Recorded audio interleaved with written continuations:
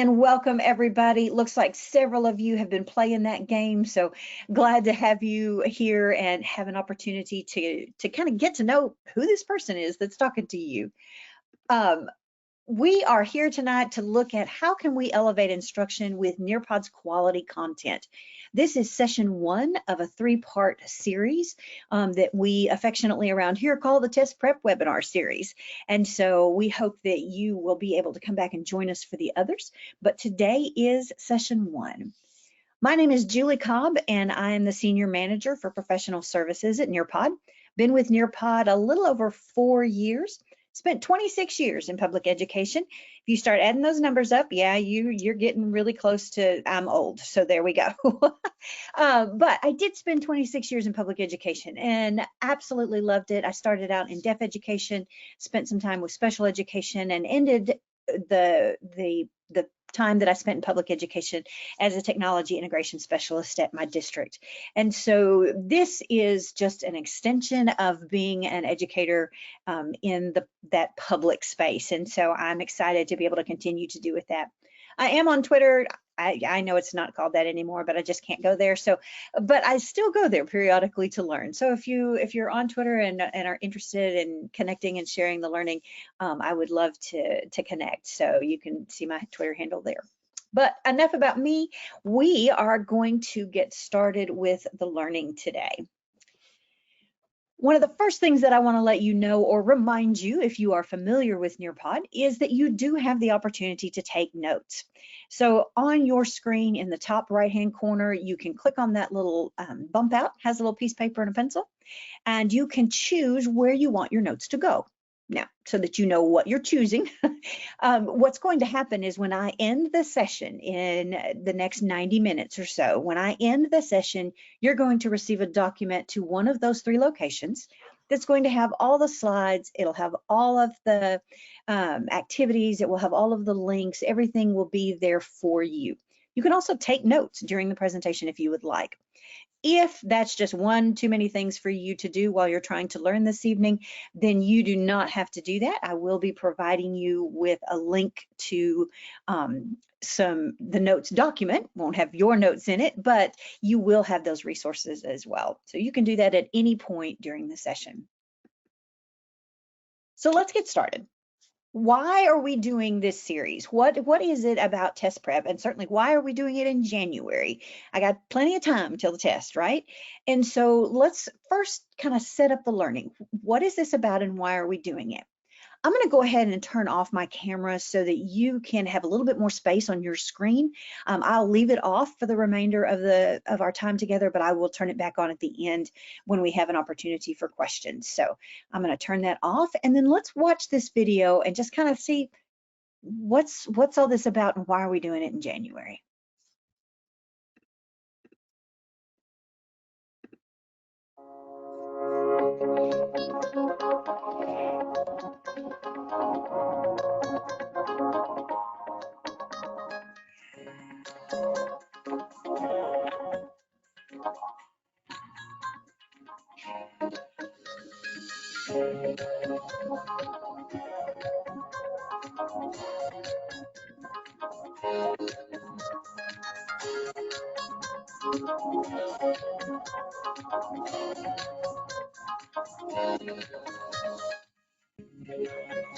You're able to hear from every student and see how they're doing over the course of a lesson to improve and make changes so that you can be in alignment with what they need.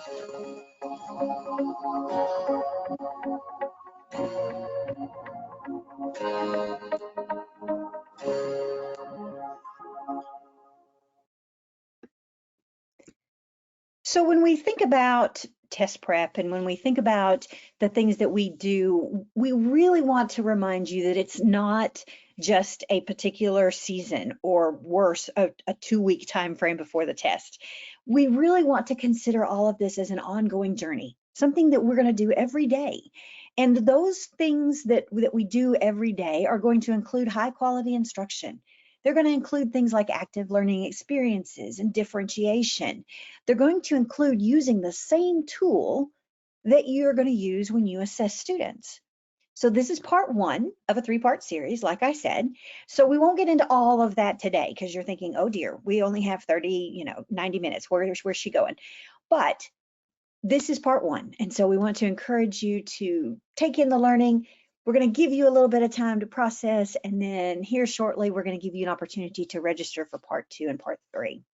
So for part one, our learning objectives are going to be to really define what quality lessons, lesson resources and lesson structures look like. What does that mean? We know we all have our own ideas, and I'm certain many of you have been teaching and have been teaching quality resources, but let's set some common expectations and some common language.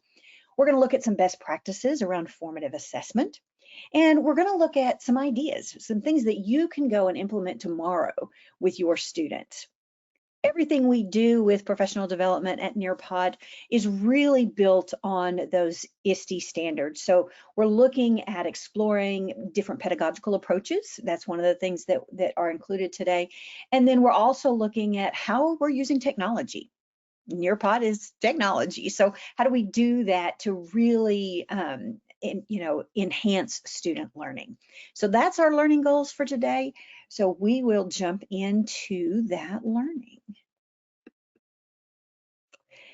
So the bulk of what we do today are going to be sort of built around four big key learnings, or they're the big rocks, if you will, that we have. And so we're going to be looking at the characteristics of quality content. We'll look at some examples. We will hopefully have some experiences. So for those of you that are in the live lesson, you'll have a little bit more of that hands-on experience than those who are just able to watch, but you'll still be able to see kind of what's going on with these experiences. And then at the end, we are going to have time for you to jump into your Nearpod account and either find some of these resources or begin to create some resources that you can incorporate into your quality teaching in the next week or so with your students. So let's start with the very first one. The very first one that we are looking at tonight is going to be rigorous and scaffolded. So these, when we are thinking about key characteristics of content, we want that content to be rigorous and we want it to be scaffolded. In education, a lot of the words that we're going to talk about tonight get used a lot, and sometimes they get used in a variety of ways. And so we want to really look at, what does this mean, rigorous and scaffolded? What does that mean to us? And how does it look in Nearpod? Because, hadn't thought about that in Nearpod a whole lot. And why is this important to test prep? So the first thing we want to do is, what does it mean? So for our conversation today, this is what we are going to be talking about when we talk about rigor and when we talk about scaffolding. So I'm going to give you just a minute to go ahead and read this definition. Do notice that I have a play button at the bottom if you would like to click on that play button. So read this about rigor and scaffolding.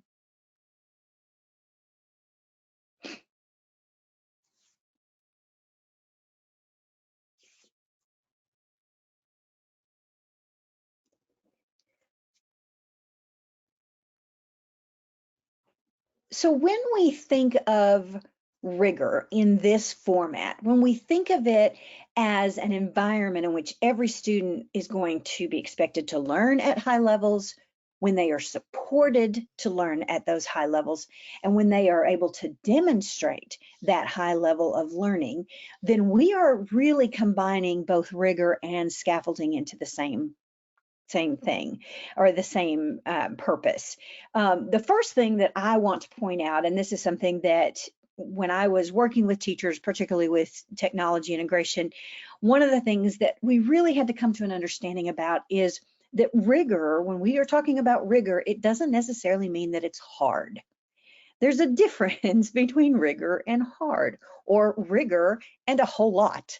So those things are not necessarily the same. But what rigor really is, and what we are talking about, is something that is aligning to the requirements of the standard. That's really digging into what is the level of knowledge, what is the depth of knowledge that we are expecting and that we are going to be presenting to all of our learners. Now, in order for students to learn at high levels, and in order for students to master really complex higher order skills, we also have to think about the students who are not there yet. Yet being the key word. And so when we think about those students, that's where we have to bring in that scaffold piece. What are the things that we need to do to give them those high level learning experiences, but also support them to get there? There was a study and a report that was done by the New Teacher Project. And one of the things that they talked about was the opportunity myth, that we assume that if you go to school and you do really well and you do all of the lessons, that you will have all of those opportunities. And one of the things that they found in the report is that when that is true, it is because there are these types of things in every lesson. There are high expectations in every lesson, but there are also grade appropriate assignments. So asking those questions and giving those students those on level grade appropriate assignments. There's also strong instruction, making sure that the students do most of the thinking in the lesson. And then there's also a really strong sense of engagement. Students are minds-on, hands-on learning. And so when we combine all of these into whatever lessons that we have, and then we scaffold those supports to allow those students to access all of that information, then we really move into lessons that are going to prepare students not only for the assessment, which is what we're talking about tonight, but also more importantly, prepare students for the next steps in their learning and then in their future lives. So we're going to take a quick moment to review, because I've been talking for a little bit. So let's do a quick review on a drag and drop. So if you're not familiar, you have draggables to the side. You can pick one up. You can drag it where you think it goes on the chart. We are also, you can move those instructions up out of the way. Click that little blue box. So I'm going to click that blue box, and I'm going to give you a chance to decide the things that you see. Do they belong in the rigor category, or do they belong in the not so rigorous category? Now, we are going to have to be a little bit patient with Nearpod this afternoon because we do have a little over 400 people that are in my Nearpod lesson. And so it may take it just a moment for it to load on my screen, but it should be loading on your screen fairly well. So yeah. So I'm going to give it just a second. But what I want you to be thinking about is, as you're dragging, I have designed this for right and wrong, but I want you to decide where you think things should go. And if you think that I should consider a different perspective, go ahead and use the text box to provide that to me. There we go. I knew mine was going to be just slightly delayed over yours. So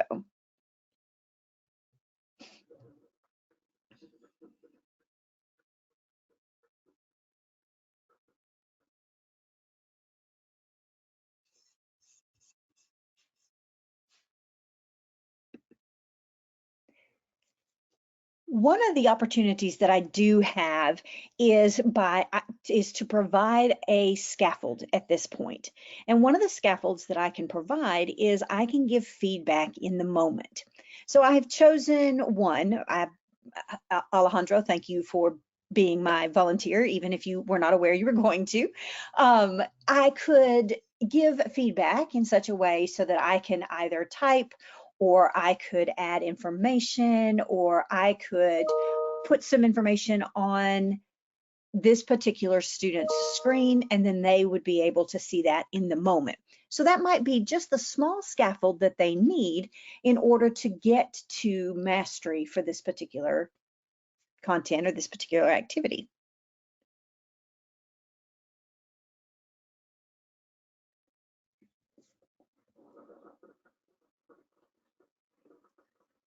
So it looks like we have a pretty good handle on what rigor is and what rigor is not.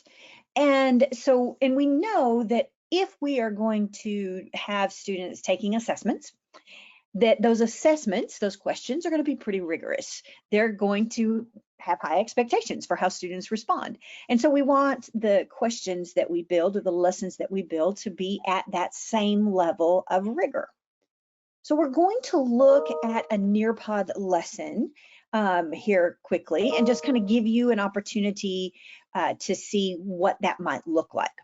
So instead of bringing in all of the slides for a lesson, I'm gonna give you just a piece to look at. So I am gonna move to the next screen, which is gonna pull you out of your drag and drop. Thank you so much for your answers. Let's see, I don't think anybody had put any text boxes or anything, but I will go back and look at the rest of these in my report later on today. All right, so I am going to move these, so don't be alarmed if it suddenly pulls you out, even if you haven't hit that submit button yet. If you do want to, go ahead and hit that submit button for me down in that bottom right corner.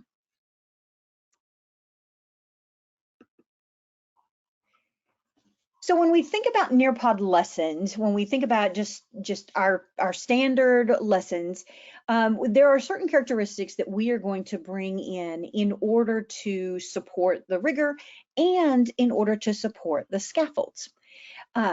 So this information here is just an overview. I do have some links. So there's a preview link here and there's an editable link here. If you are in the Nearpod lesson and you would like to click on one of those, it will take you to either a preview of the full lesson. This is an ELA lesson, grades 3 through 5, but you also have an editable link if you want to add it to your Nearpod account. But while you're doing that, I want to talk just a little bit about kind of some of the things that we have.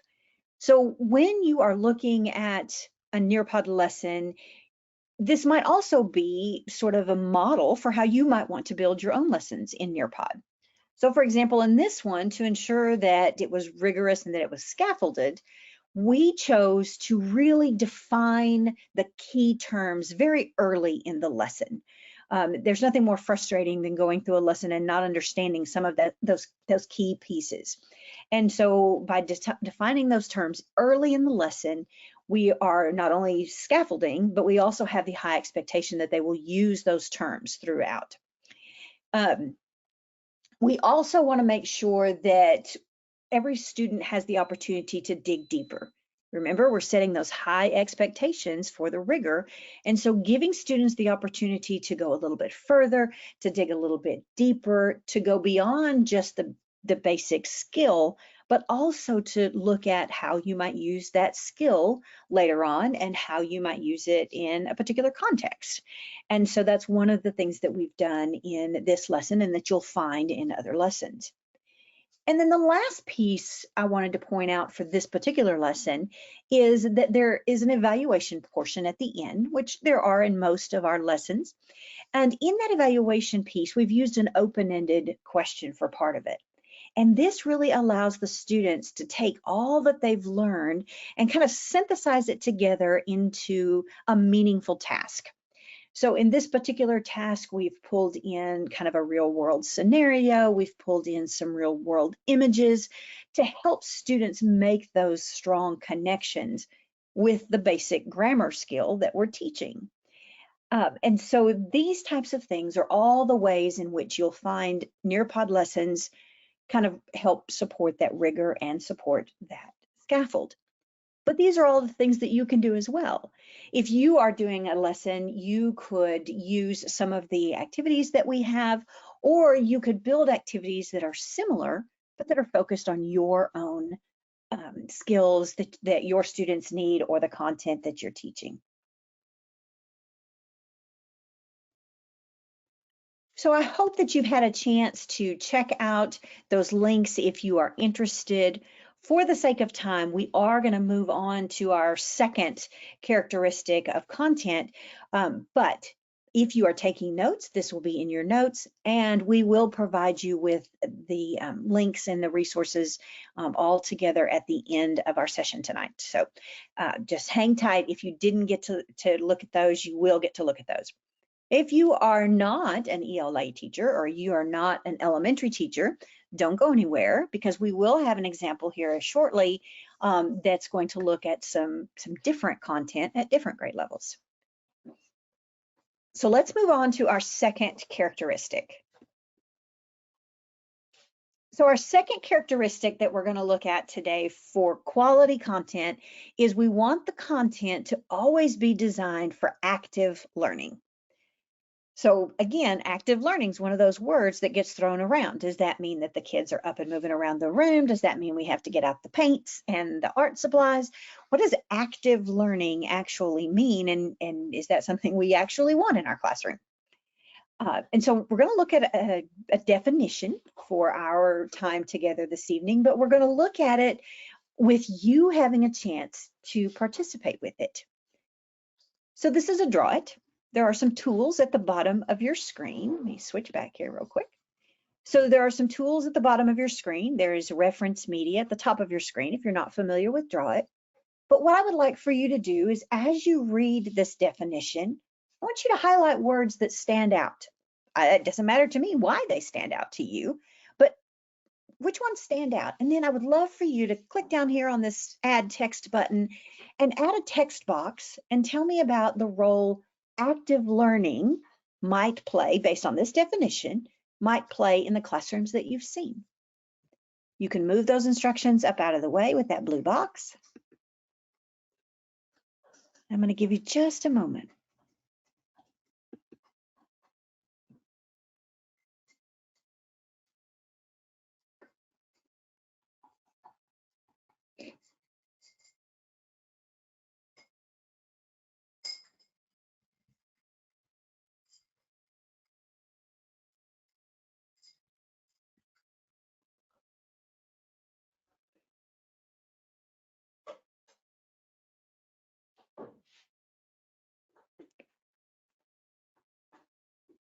So I always find this so fascinating when I do this, because you are actively taking in this information. It's not a passive experience anymore for those of you that are in the Nearpod lesson. And everybody is sort of tapping into different things. So you're tapping into things like the word assess and the word understanding, participating and contributing. Several of you have said those really stand out to me. I love, some of you have just circled all of it. Yep, that all stands out to me. It's all super, super important. Regularly assess, attaining knowledge. Love that some of you are putting on some different shapes and that sort of stuff, playing with those tools down there at the bottom. You're really looking at this and participating in this in an active way.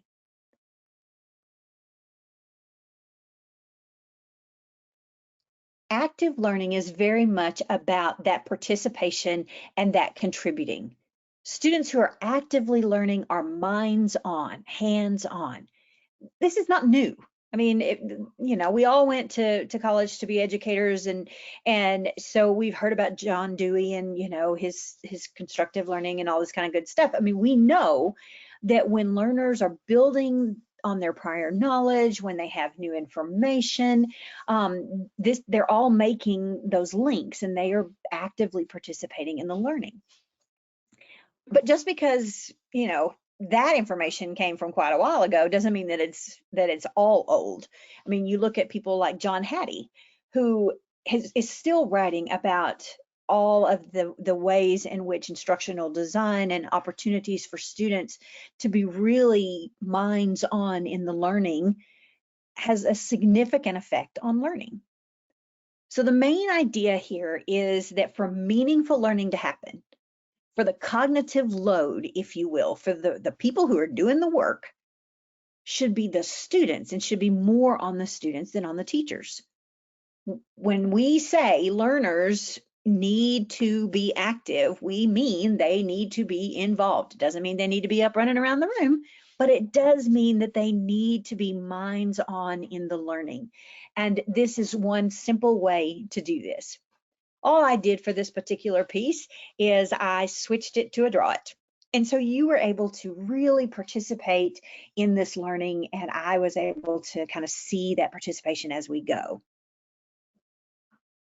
Part of active learning is also regularly assessing. So having students regularly assess their own understanding. Well, when we assess students' understanding, one of those things is that it also gives us an opportunity to learn more about the student's progress.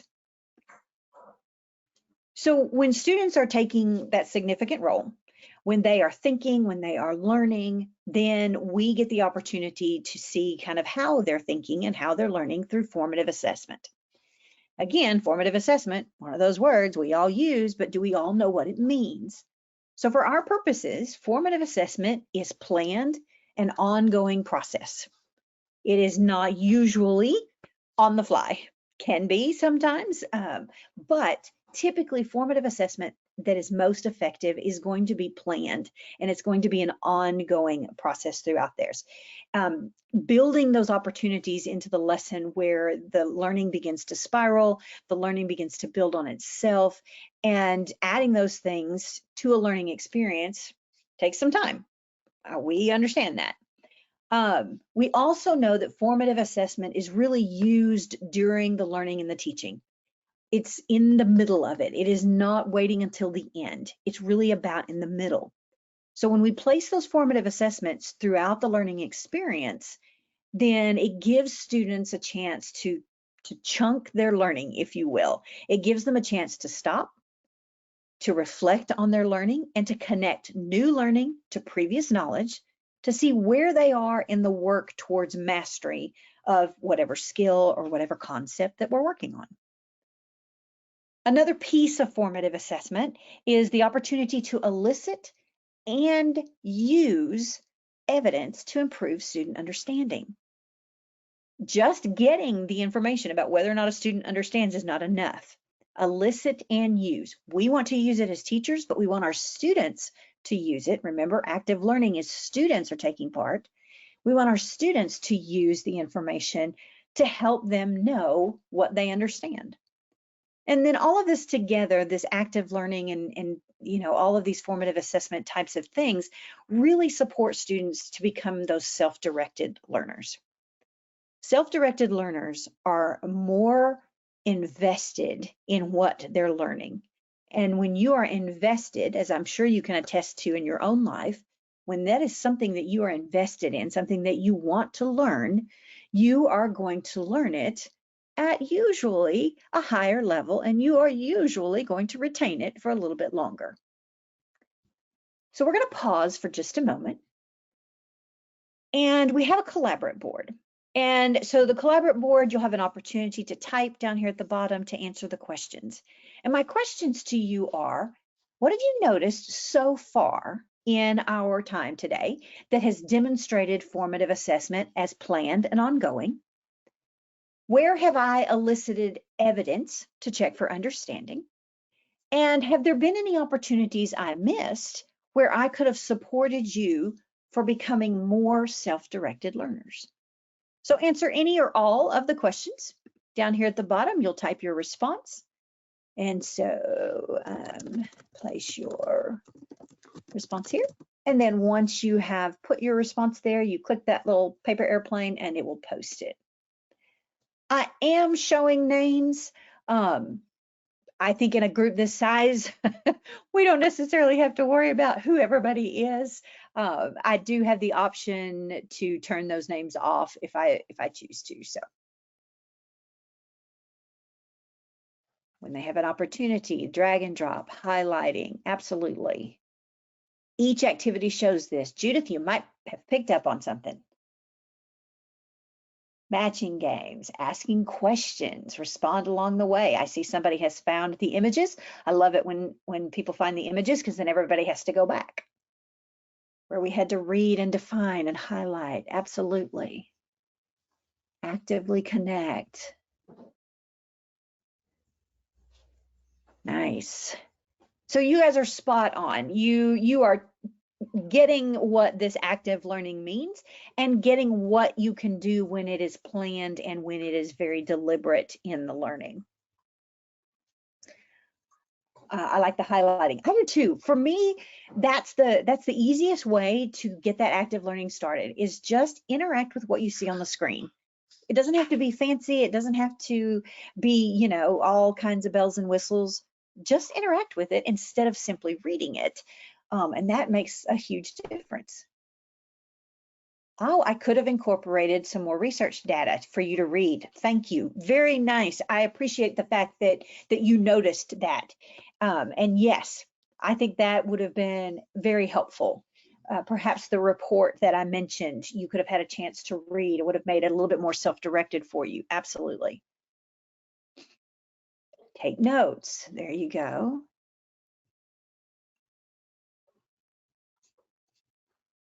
Drag and drop. All right. So you are spot on. Again, for the sake of time, I do not have time to read all of these at the moment, but I would encourage you to check these out. These will be linked in your notes, and so you should be able to see those later if you ever want to come back to those, and we can see if we can get those to you at a later date as well. So now that we have sort of an understanding about what formative assessment is, let's talk a little bit specifically about what this might look like in Nearpod. In addition to the activities, there are ways in which you can sort of design these, remember, planned and deliberate, but there's ways that you can design these to really support that instruction. So I am going to move on. So that is going to pull you out of the collaborate board. Thank you so much, everybody, for participating. I'm going to go ahead and move on a little bit. Here we go in 3, 2, 1. So so far, I have just interspersed some of the activities in, as I felt that they were needed, as I had planned them. But I do want to call out the opportunity to even build a stronger experience. One of the ways that you can do that, and one of the ways that you will find that in some of our lessons as well, is by strategically connecting multiple formative assessment opportunities into a series. And so what we're going to do is you're going to experience 3 pieces of the lesson. So the next 3 pieces of the lesson are all building upon each other. So, and what this does is it allows them as a series to be a little bit more effective than they might be individually. Now, one of the things I do want to point out, we talked when we were talking about the rigor, we talked a little bit, I mentioned depth of knowledge, or DOK.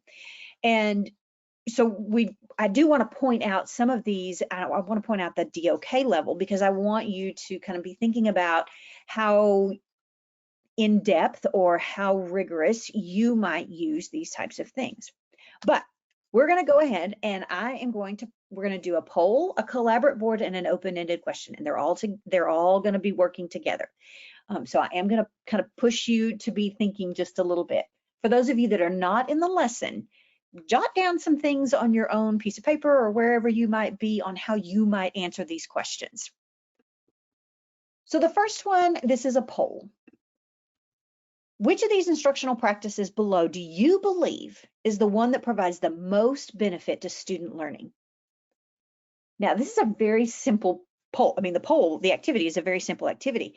This is a DOK level 2 type of question because I'm really asking you to classify. There's not just one right answer, but I have limited you to a single answer. I have set it so that you can only choose one.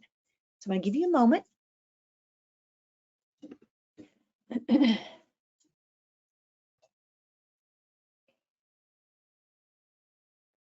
There we go. Some people are thinking about this a little bit. I'm going to push back to the student one. So I don't want to influence anyone as you are taking your stance on what you believe is the most important or the most effective, has the most benefit to student learning.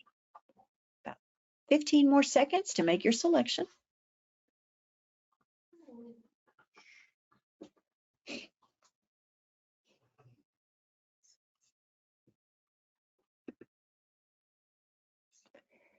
Got about half, a little over half who have answered. So I'm going to give you another second for the rest, for those of you that want to go ahead and put that answer in there. Interesting results coming through. As the teacher, I'm watching these results. I wouldn't be sharing this with students, mind you. This would be just for me. I have a way to share it with students, and I'll show you that.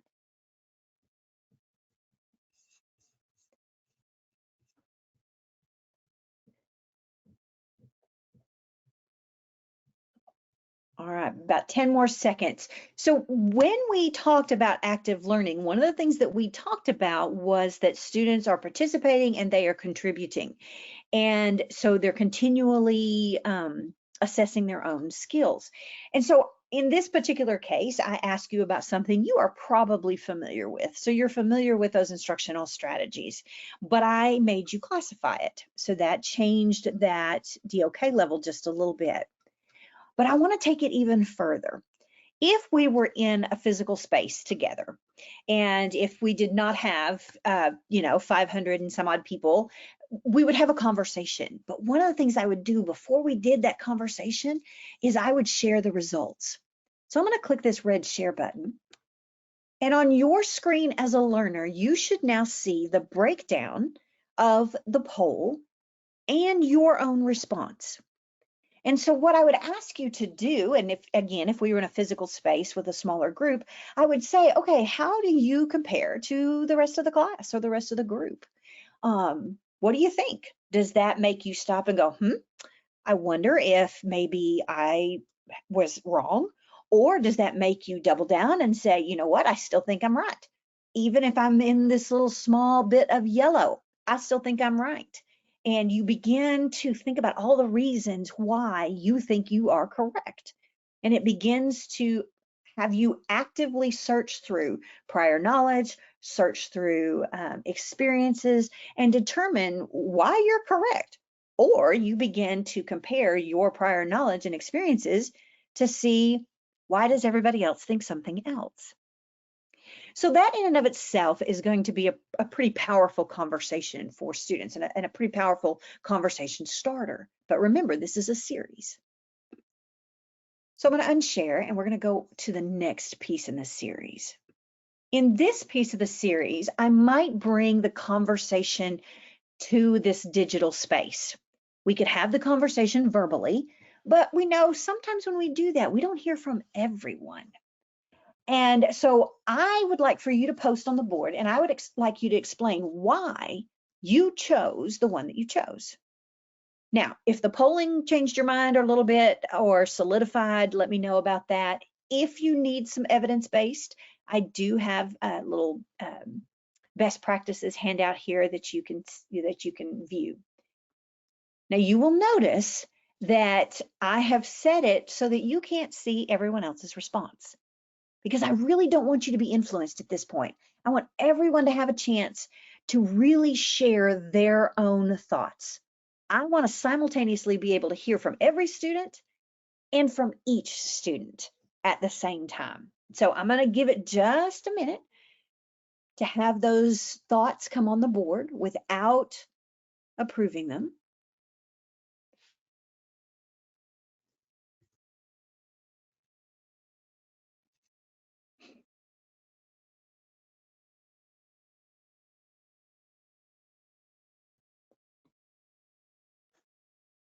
In my classroom with my learners, whether those are students or adults, I would get to a point where I'm like, okay, the bulk of students have had a chance to respond. Now, with this group this large, we're probably not going to wait that long, but we're pushing on that 50 mark here.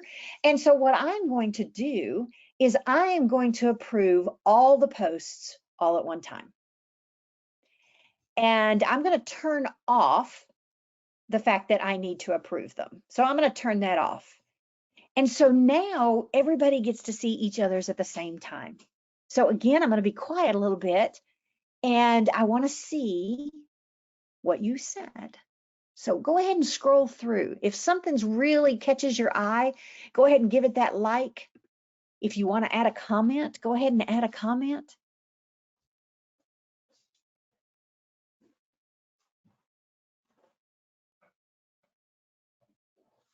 Several of you said, you know what? Seeing the data solidified. Some of you said, I have years of experience. That's why I did that. Okay. Some of you gave evidence. I am a teacher online. This is my evidence.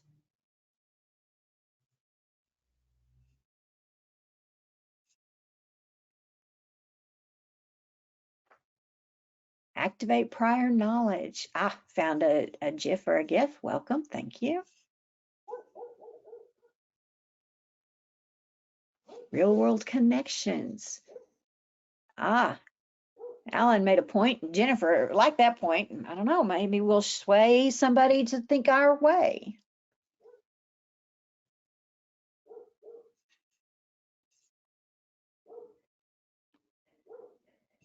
All right. There we go. So all of these give us the opportunity to hear from every student, but some of you may have been swayed just a little bit, or some of you may have thought, I didn't think about that. Or maybe I want to have a deeper conversation with someone. And so the third piece of this series is an open-ended question. So I am going to go ahead and move forward. So the third piece of this series is an open-ended question.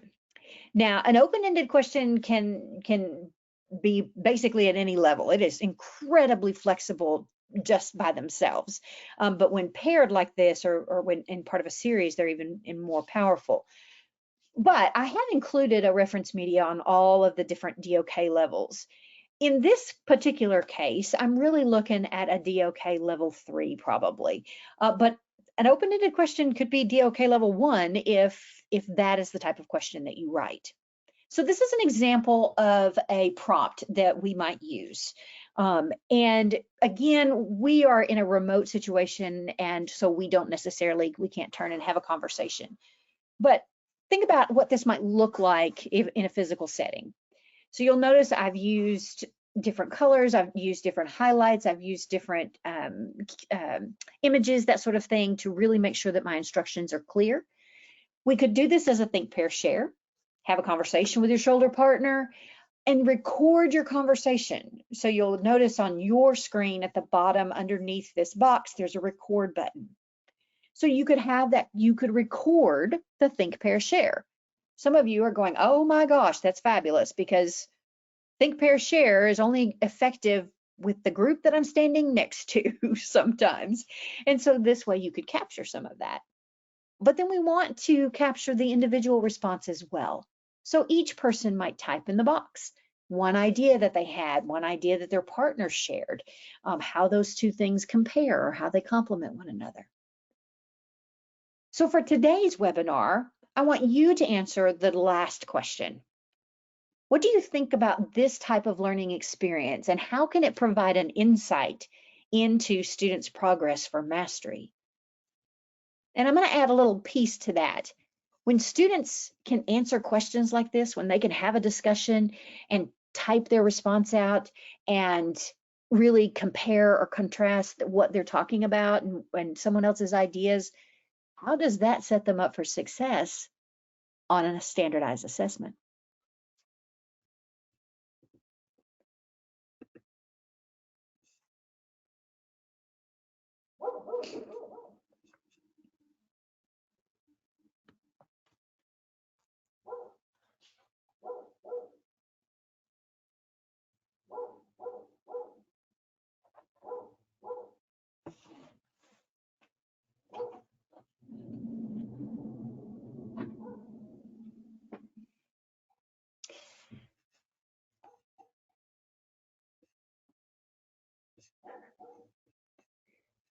Might be insightful for pairs with one strong student to help someone else. Absolutely.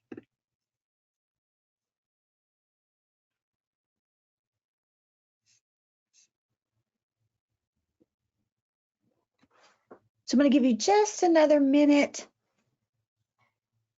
How do you think this type of activity or this type of series of activities can really support the student learning and can provide insight into students' progress?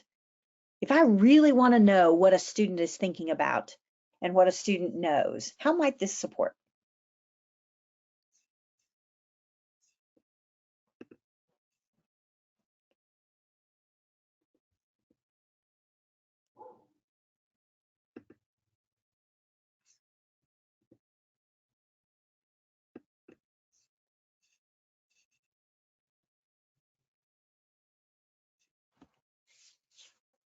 So you'll notice that the open-ended question only comes to me as the teacher.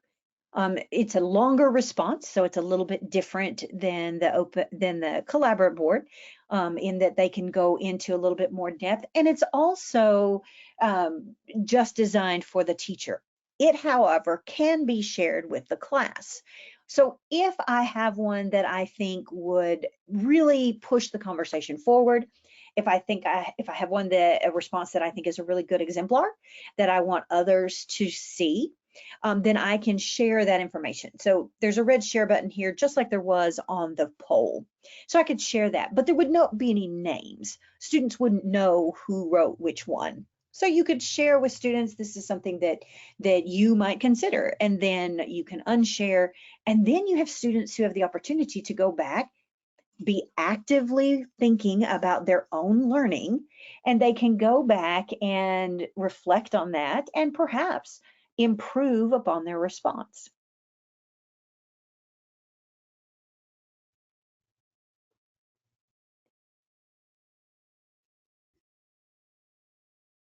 So I do want to demonstrate what that share button does, just so that you are aware. I didn't want to do it quite yet because when I do hit that share button, it is going to take over your screen, which is a great thing in class because I need you to follow through where we're going. So I'm going to use this one right here. I'm going to click on that share button.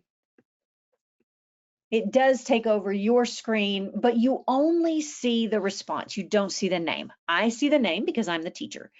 So Jennifer says, I really like all the different modalities that we've used in the lesson. I can see how different students would be engaged in the material. I can see how it builds, absolutely. And so when students are actively engaged, when we're building on that learning, then students are going to be much better prepared for whatever assessment comes their way, whether it's the standardized assessment or whether it's the end of year assessment or whether it's the next project that they need to do. All right, so keeping us moving, I am going to go ahead and move forward. We're going to look at that third element. That third element of quality content is that the content and the lesson design is pedagogically sound. So what does that mean for us? So for us, pedagogy is what we all know it to be. It is the science, it is the study of learning, how it works, how students learn, how the brain does it, how it's social, how it's cultural, how it's the psychology of learning. And so when we're talking about pedagogy, we are not talking about just a simple set of standards. That's not pedagogy. A set of lesson plans all by themselves. That's not pedagogy. That's part of it. That may be where you write it down. A worksheet is not pedagogy in and of itself, but we look at all of things and we reflect on what do we know about how people learn. And so we're going to do another quick little poll. So this little poll, which one of these is the best example of pedagogy in action? Now, we discussed DOK levels earlier. Again, this is a simple poll. Polls are not hard to make and they're not hard to answer. But this one is actually at a DOK level 2 because we've carefully worded it and we want students to be able to think about how they are responding and to really connect previous information with current information.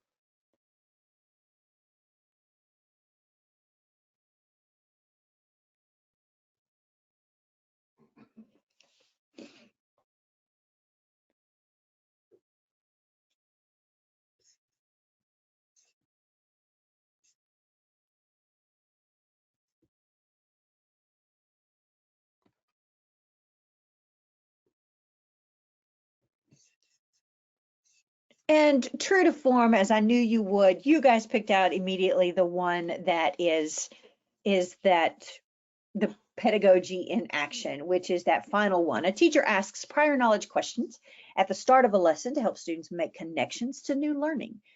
When a teacher designs that into the lesson, they are thinking about how learning works, and they are making sure that they are making those connections and helping those students.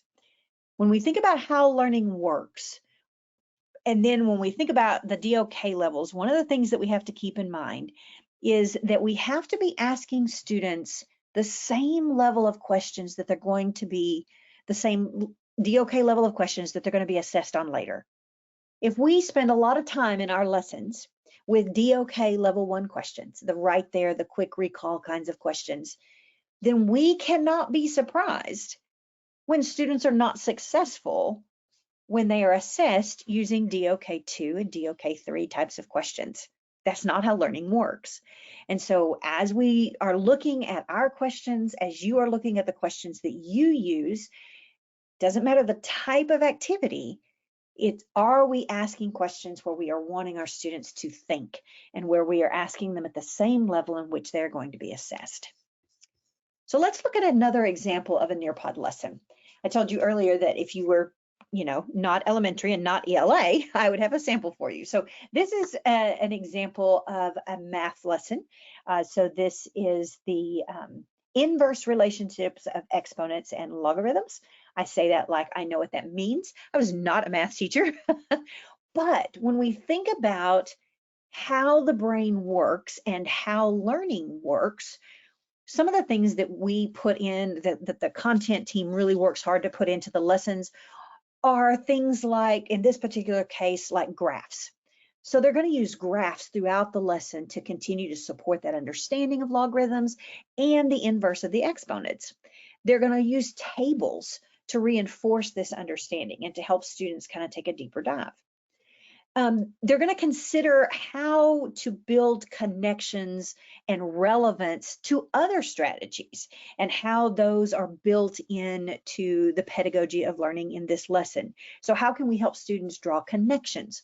One of the ways that we're going to do that in this case is by videos, is help students draw those connections between concepts in the real world. And again, this one also has the example of an open-ended question. And it really invites students to verbalize what they have learned. Not just answer a multiple choice question, but to really share what they have learned. And this gives a teacher an additional opportunity to go, oh, here's where they have misunderstood, or here's where they are not making the appropriate connection. And then hopefully fixing that misunderstanding or that misconception in the moment. This one does also have preview link at the top and an editable link. So if this is a lesson you'd like to explore further, click on that editable link and it will pop that into your Nearpod account. If you just want to take a quick glance, you can click on that preview link. Again, these will all be linked in the resources later on, so you can come back to those.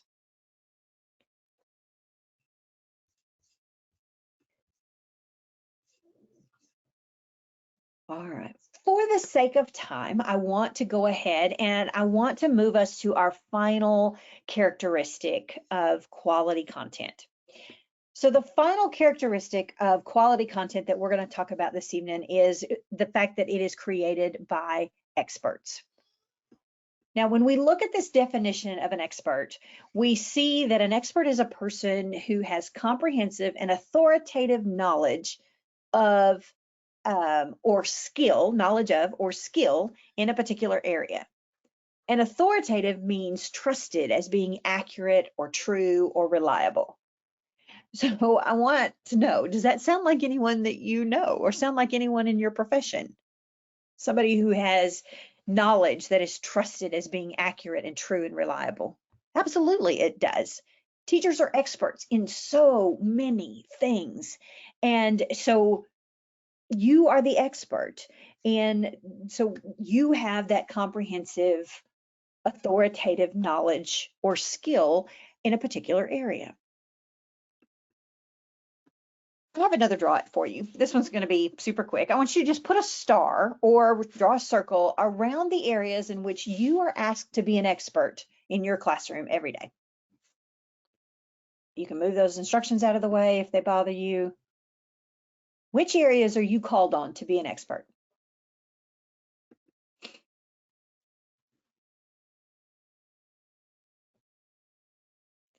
If you are not in the classroom, if you are an administrator or if you're an instructional coach or something like that, where do you think teachers need to be experts?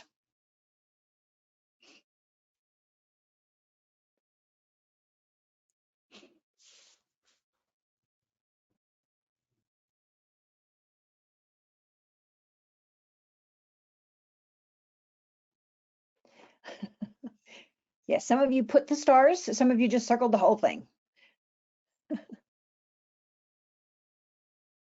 I see some of you have put the circle. So if you want to put a red circle, one of the circles that's at the bottom of the Draw It tool, one of the things that you can do, you can add that shape. Let's see if it'll let me do it real quick. I can add my shape, and then I can take the color out of the middle of it. So I can make it, whoops. Now I remember, now how did I do this the other day? Oh, no color, that's right. So I want color around the edge and no color in the middle. Anyway, you can empty those so you can see that. Let me go back over here. Yeah, so here's what we're seeing, because you can see these on my screen as well. Again, I wouldn't have this shared if I was working with kiddos, but you can see these. Teachers are called to be experts in so many areas. Every day they have to be an expert on all of these different things. And quite frankly, that's exhausting. And there are tools out there, there are things out there that can be helpful. And so that's sort of what we want to think about for just a few moments, is if you are having to be the expert in all of these things every single day, all day long, where can other people or other experts be helpful? So I am going to go ahead and move off of the Draw It. If you have not yet hit that submit button, go ahead and hit submit if you would like. Thank you for those of you that submitted. I love this. All smiley face, sad face. Yes. You know, we got into teaching because we wanted to share and we wanted to be the expert, but sometimes it can be very exhausting.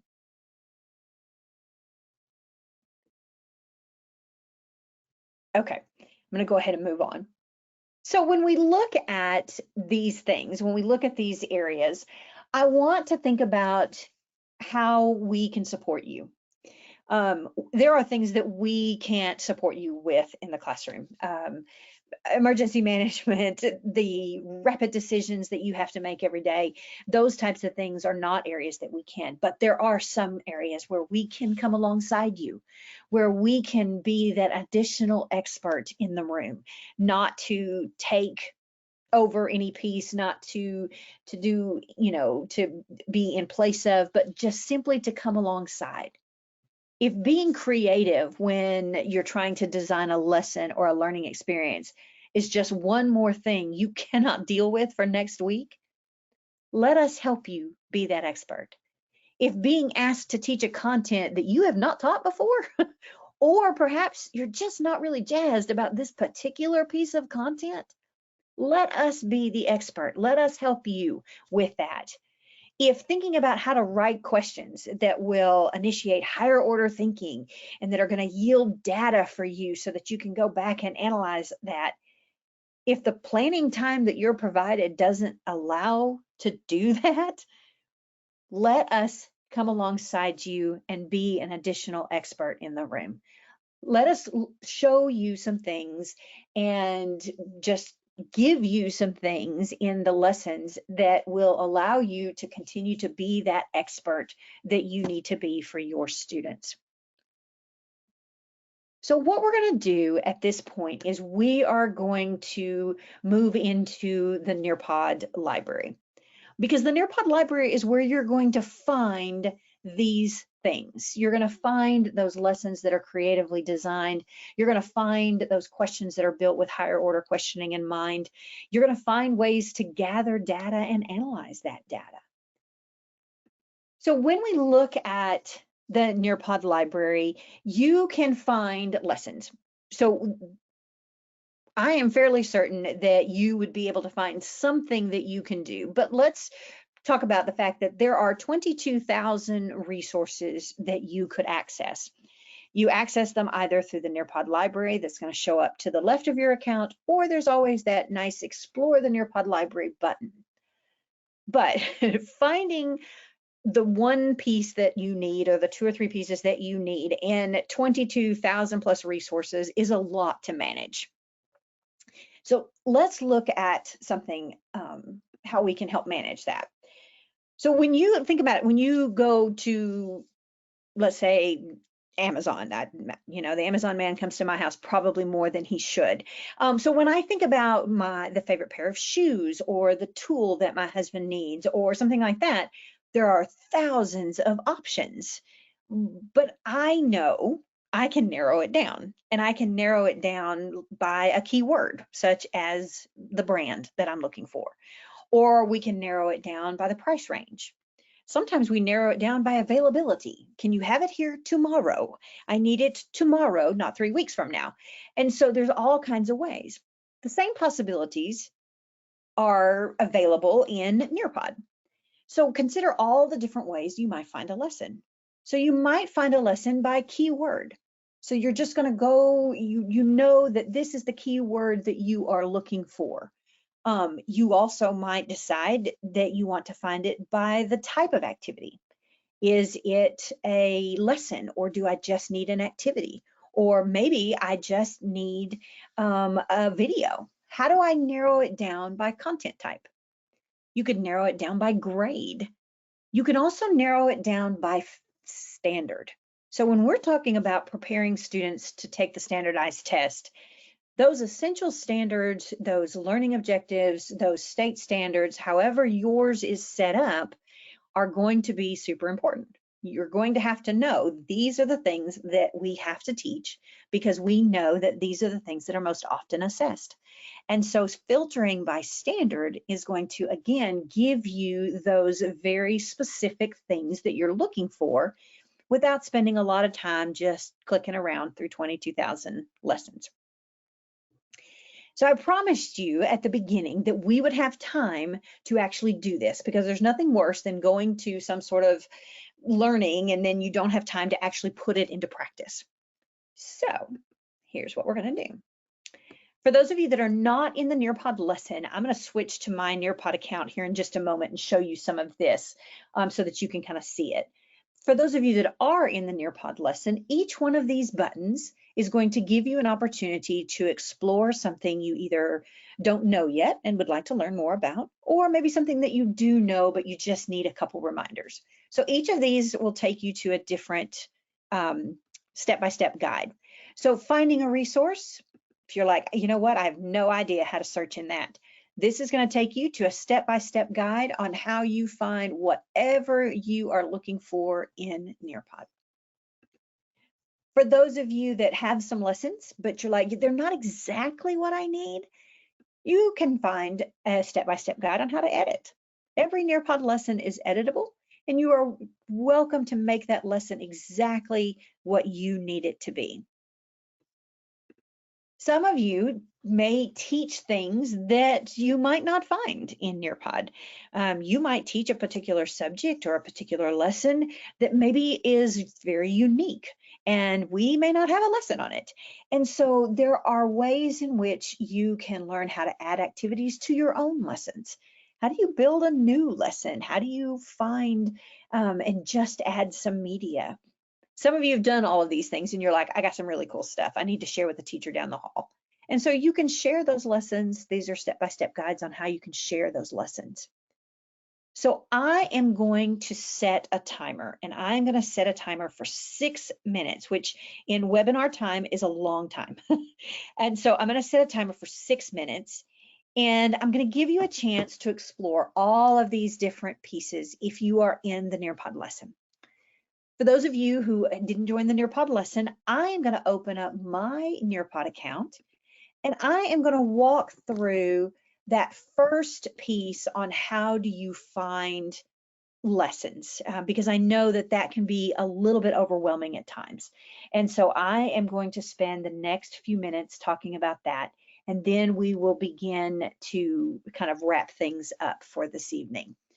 So you'll notice I'm in my Nearpod account now. I do have lots of folders and all kinds of lessons and all that kind of good stuff.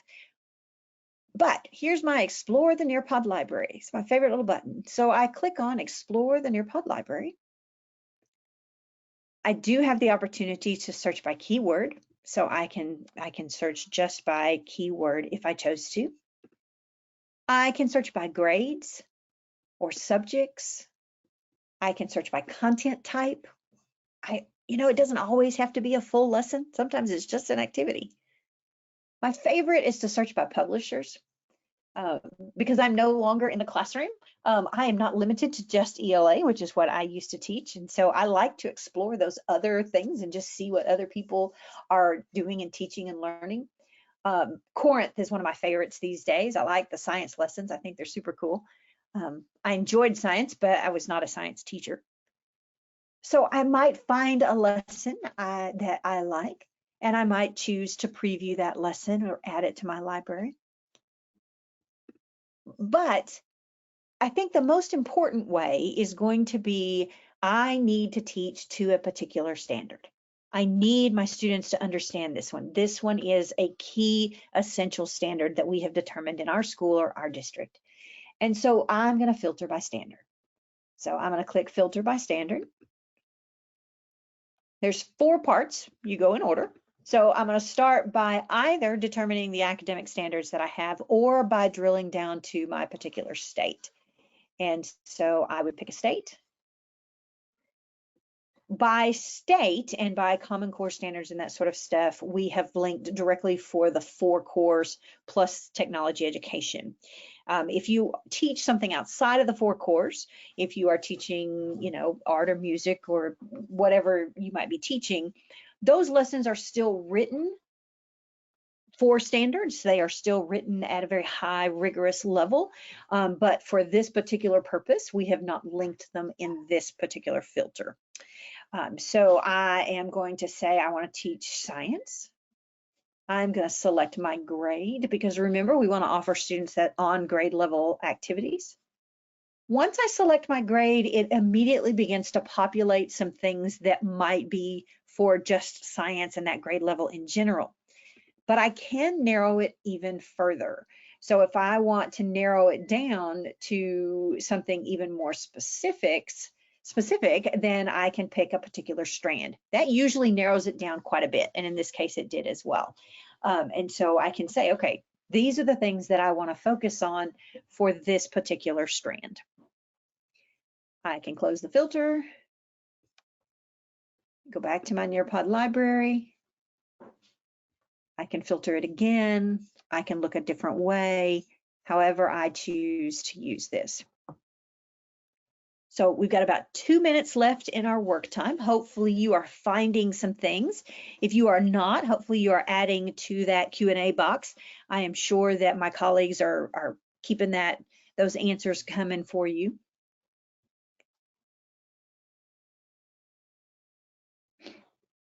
So I'm going to be quiet just for about a minute or so and let you continue to work and learn. And then we will begin to wrap up our learning this evening.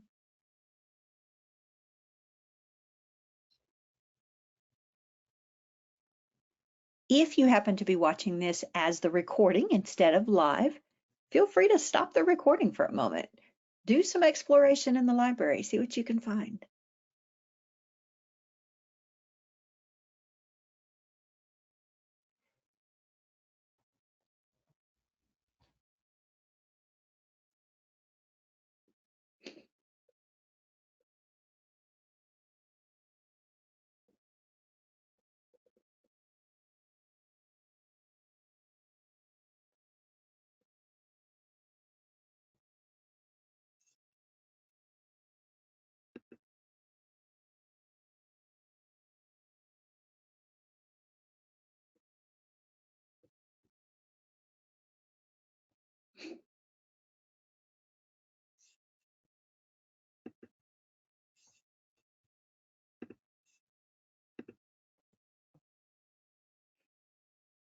All right, this is the hardest part of the webinar. This is where I'm going to ask you to pull yourself out of your library or out of the resources that you are working on to edit, or if you've already started creating something that you're going to use next week, I'm going to ask you to pull yourself away from that just for a moment and come back into the Nearpod lesson with me.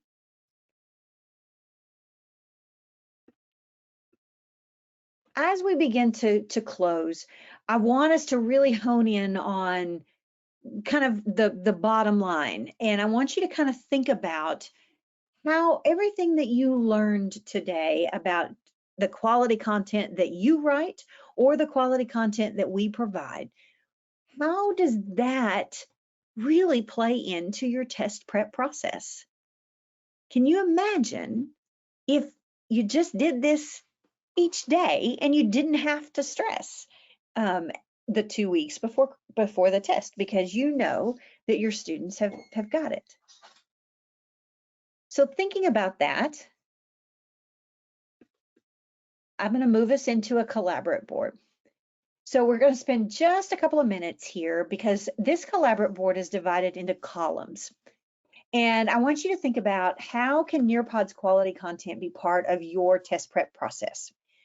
You have an opportunity to share some aha moments, maybe share some ideas. We are always looking for ideas to share with other educators. What are your next steps? What are you going to do tomorrow? Or what are you going to do on Monday? Although some of you may be out of school on Monday, so Tuesday. What are you going to do for your next steps to really implement some of the learning from today? And then, are there any lingering questions?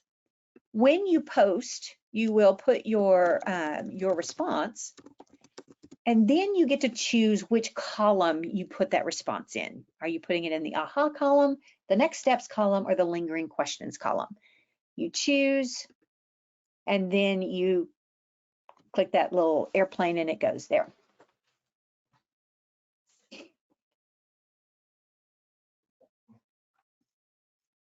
Next steps, look at Nearpod lessons. That is such a powerful next step, because Nearpod, while it is not difficult, it is large.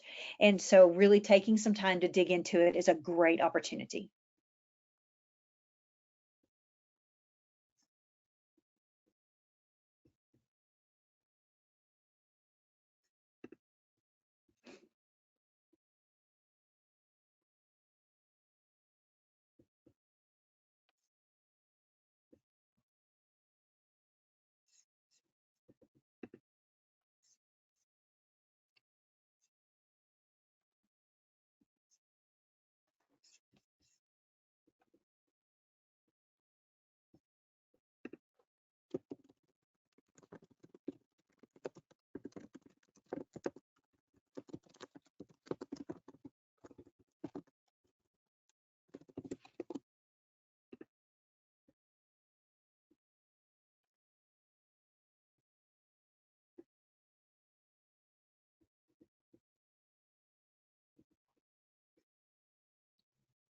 JC Weeks, yes, Nearpod can be used for daily lessons, but also just for check-ins. It doesn't have to be the whole lesson. And that's what I liked about it, is I just want to throw up a collaborate board. I can absolutely do that.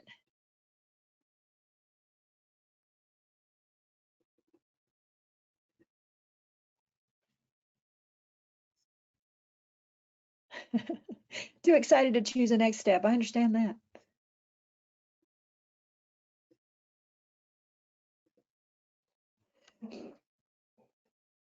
Level up. There you go. It's my favorite. Can differentiate lessons and activities. If that's a question, Heidi, I'm fixing to help you answer that question. That's step 2. Didn't know you could search by standards. Woohoo! Worth the price of admission right there.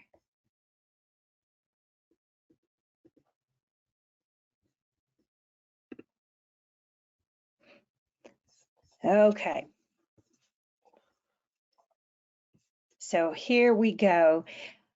We have covered a lot of information today, and this is part 1. So I told you that this was a 3-part series. So this is part 1, and I want to make sure that you know kind of where part 2 and where part 3 are going. And so I'm just kind of scanning to see if there's any questions I need to answer from the collaborate board, but it looks like other people on the collaborate board have answered some questions. Thank you very much for contributing to the learning. Okay. All right, so I'm going to move forward. Thank you so much for that, but I do have a couple of pieces of information for you. So part 2 of the learning is coming up on February 1st, and someone on the collaborate board mentioned differentiation, and that's where we're headed next. it's great that we can use that formative assessment and get that data, but then what do we do with it? How do we differentiate to support all of our learners? What does that look like? And how do we do that in real time? And so that's coming up on February 1st. You can click that registration link, but we will also have a link to a landing page where you can see all of this information. That one's being led by one of our fabulous district strategy consultants out of California. So Alyssa, we're looking forward to that one. And then we're going to give you a chance to digest that information, and then we're going to come around with number 3. So number 3 in our webinar series is really looking at the technology. How do we create those technology enhanced questions? How can we prepare students that way? Because if students are going to do well on a technology enhanced assessment, they need to be using those tools every day. It needs to be just part of their process, not this, special thing that they do on one at a time. So that one's going to be on February 15th.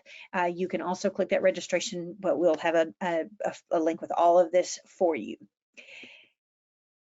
And so here's the link where you can find everything. Now, this isn't linked. I'm going to have my colleagues put this into the chat for you. So nearpod.com/test-prep.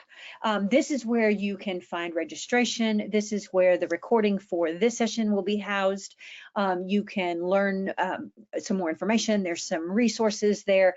There's some amazing lesson guides there. So this is just kind of this wealth of information. And again, it's information that's going to be available all year because we truly believe that this is an ongoing process, that test prep should just be part of what we do every day. And then we don't have to worry about extra work on that piece. I do have a survey here, if you don't mind. So I'm going to kind of help you out here just a little bit. The very first question is going to ask which training you attended. This particular piece, this was about content, so we're going to call this one Next Steps. And then my name is Julie Cobb. I was your instructor for today, and then the rest of it is just information to share. I am always working to improve my craft and to support my team members on better ways that we can provide the learning for you. So if you don't mind taking a moment to fill out that evaluation form, I would certainly appreciate it. Once you have filled that out, our session is complete today. We are going to hang on the line for just a little while longer. I know that there are going to be questions in the question box, but I'm going to be quiet for a minute, let you fill out this evaluation. Before everybody gets away, Tracy or Liz or somebody, would you post the notes document in the chat as well? If you did not take notes, if you were not in the Nearpod lesson, then we've provided a document for you so that you can have this information to review, and we'll post that in the chat as well. All right. Hopefully you've had a chance to complete that evaluation. Thank you so much. I appreciate everyone being here. Thank you for the amazing participation in our lesson today. We had at one point pretty close to 500 in the Nearpod lesson. So I so appreciate everybody being patient and participating, and hopefully that really enhanced your learning. I can't see the chat, so I'm going to rely on somebody to just let me know when we've answered questions and when we are ready to call this one finished. I think we're pretty good in the chat. We're pretty buttoned up on Q&As. What a great session. Thank you, everybody. Julie, awesome job. All right. Well, thank you, everyone. Have a fabulous rest of your day, evening, whatever it might be, wherever you are. And we look forward to seeing you for session number 2 in a couple of weeks. Thanks, everybody.